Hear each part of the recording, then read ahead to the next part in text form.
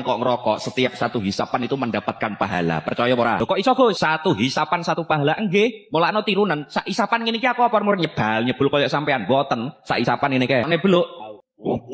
Ngono. Berarti dadine Allah. Benar nggak yang dia ucapkan ini? Apakah ngisap rokok itu berpahala? Saya akan jelaskan dalam 4 poin, lengkap dengan semua dalil dari Al-Quran dan juga penjelasan sains. Pertama, karena dia membinasakan. Dalilnya di surat Al-Baqarah ayat 195. Wala tulqu biaidikum ila tahlukah. Jangan kamu jerumuskan dengan tangan-tanganmu sendiri kepada kebinasaan. Fakta membuktikan. Pertama, ijma kesepakatan semua dokter bahwa rokok itu membahayakan. Nggak ada dokter yang membolehkan. Yang kedua, data dari WHO sendiri tahun 2025. Per tahun ada korban jiwa lebih dari 7 orang. Alasan kedua karena rokok termasuk khaba'ith. Dalil pengharamnya ada di surat Al-A'raf ayat 157. Wa yuharrimu 'alaihimul khaba'ith. Dan dia Allah mengharamkan segala jenis khabith. Rokok termasuk khabith yang buruk, berbahaya. Fakta berbicara, rokok mengandung 70 bahan kimia penyebab kanker. Dan ini bahkan nggak ada di hal-hal yang haram lainnya seperti babi, khomer. Bahkan jika dikonsumsi terus-menerus, rokok disebut lebih parah dibandingkan khomer dan babi. Yang ketiga, unsur tabdzir atau pemborosan.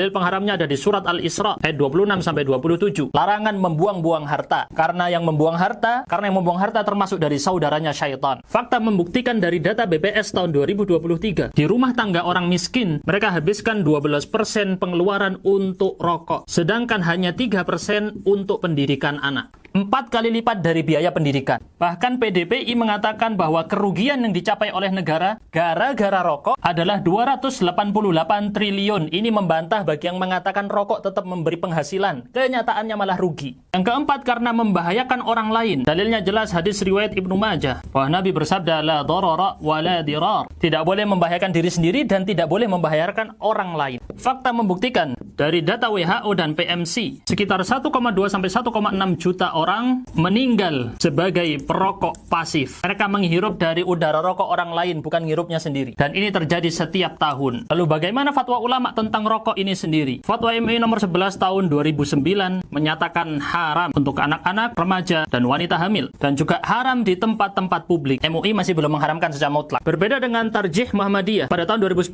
mereka mengharamkan rokok, dan pada tahun 2020 mereka mengharamkan vape. Bagaimana dengan lembaga fatwa di Arab sana? Lembaga fatwa Arab Saudi jelas mengharamkan. Begitu juga dengan lembaga fatwa dari Mesir, menyatakan haram juga. Termasuk negara-negara tetangga seperti Filipina, Singapura, Malaysia, dan banyak sekali negara lain semuanya mengharamkan. Yang perlu dicatat ada fatwa dari Al-Azhar yang jelas mengharamkan bukan hanya rokoknya saja, tapi juga bagi yang membeli, menjual, dan memproduksinya. Lalu dengan semua banjir data dan fakta ini, apakah masih mau dikatakan menghisap rokok itu berpahala? Coba dipikir ulang.